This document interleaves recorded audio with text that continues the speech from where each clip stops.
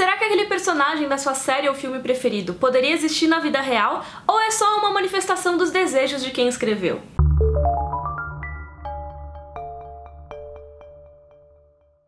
Oiê, tudo bom? Eu sou a Mikan e hoje eu tô aqui no ABC das Minas pra falar de dois termos muito usados quando a gente fala de personagens femininas na ficção: Mary Sue e Manic Pixie Dream Girl. Os nomes estão em inglês porque costumam ser citados desse jeito, mas calma que eu vou explicar direitinho. Tanto a Mary Sue quanto a Manic Pixie Dream Girl costumam ser personagens femininas e elas são muito diferentes de uma pra outra, mas o que elas têm em comum é que costumam ser bastante idealizadas. Vamos começar com a Manic Pixie Dream Girl, que eu vou chamar aqui de Garota dos Sonhos pra ficar mais fácil, tá? A Garota dos Sonhos existe pra mudar o protagonista de uma história, fazer com que ele finalmente alcance a felicidade e veja as coisas boas da vida. Seu herói é um cara cínico, com um passado triste, que perdeu a vontade de viver e se pergunta todos os dias por que ele deveria continuar a viver, espera só até ele conhecer a Garota dos Sonhos, que é uma menina linda, alegre, um pouco destrambelhada e cheia de manias estranhas, mas muito feliz, e ela insiste em mostrar toda essa felicidade o tempo todo. Pode ser que ela goste de se vestir de um jeito diferente, que ela ande pulando ou cantando, que ela use um capacete de uma cor chamativa ou vestidinhos muito fofos, mas o mais importante na Garota dos Sonhos é como ela enxerga o protagonista.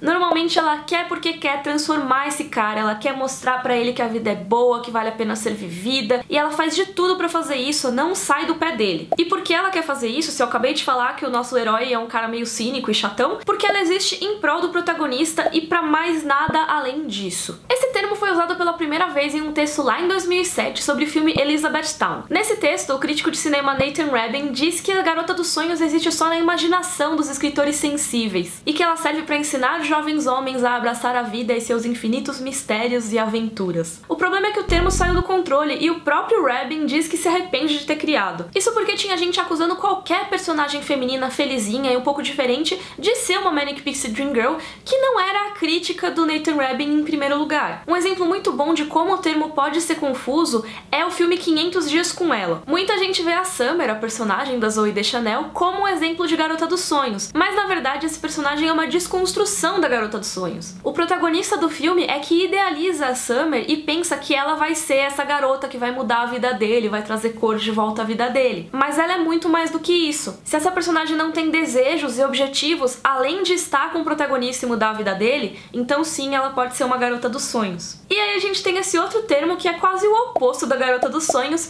que é a Mary Sue. Nesse caso não é uma garota que gira em torno do personagem, mas sim todos os outros personagens girando em torno da garota. Esse termo surgiu entre os fãs de Star Trek lá em 1974. Naquela época já se escrevia um monte de fanfic, e nesse meio sempre tem aquela famigerada fanfic em que o autor se insere na história para realizar os seus desejos de estar com aqueles personagens. O fã sempre colocava um personagem que se representava, era seu avatar naquele mundo. Aí uma fã de Star Trek chamada Paula Smith percebeu essa tendência e decidiu parodiar todas essas características na sua própria fanfic, chamada A Trek's Tale. Desde então, o termo Mary Sue é usado para esses personagens que são bons demais para ser verdade e costumam ser o centro da história sem muito motivo para isso. Mas esse termo, assim como Garota dos Sonhos, costuma dar muita briga entre os fãs. Primeiro porque o autor daquela história pode ficar ofendido se todo mundo começa a chamar o personagem que ele criou com tanto amor de Mary Sue. Mas também porque a definição pode ser muito mais abrangente do que eu falei aqui. Com o tempo, tanto os autores de fanfic quanto os autores de histórias com personagens originais ficaram sabendo desse termo Mary Sue e tentaram evitar criar personagens desse jeito. Só que mesmo personagens imperfeitos podem ter características que não são consideradas defeitos muito grandes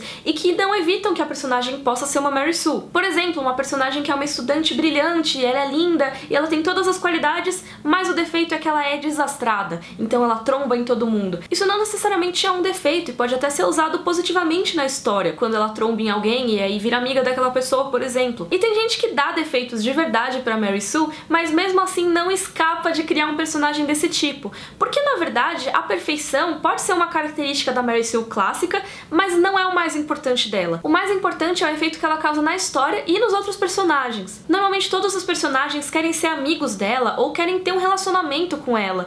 Ela supera todo mundo muito fácil, mesmo que seja o melhor piloto ou o melhor líder, a Mary Sue vai saber superar. Todo mundo sempre pede a opinião dela pra tudo, e se tem algum personagem que discorda da Mary Sue, normalmente ele é pintado de maneira extremamente antipática na história, até os outros personagens reprovam as atitudes dele, e esse personagem só se redime quando ele reconhece o próprio erro e volta a ser amigo da Mary Sue e tudo volta ao normal. Tudo na história gira em torno da Mary Sue e nada aconteceria sem ela. Existem muitas discussões sobre o termo Mary Sue, ele costuma dar muita briga, mas algumas delas são válidas citar aqui. Por exemplo, se Mary Sue só existe em fanfic, ou se pode existir em histórias canônicas também, ou se podem existir Mary Sues masculinas. E sim, elas existem, apesar de serem mais raras, e são apelidadas pelos fãs de Marty Steele. Mas o impacto negativo nas histórias continuou o mesmo. A gente viu que a Garota dos Sonhos e a Mary Sue são muito diferentes, mas o que elas têm em comum? As duas são a realização dos desejos de quem escreve, seja como um par romântico ou como uma auto-inserção na história. Mas como a gente viu, toda essa idealização pode se tornar repetitiva,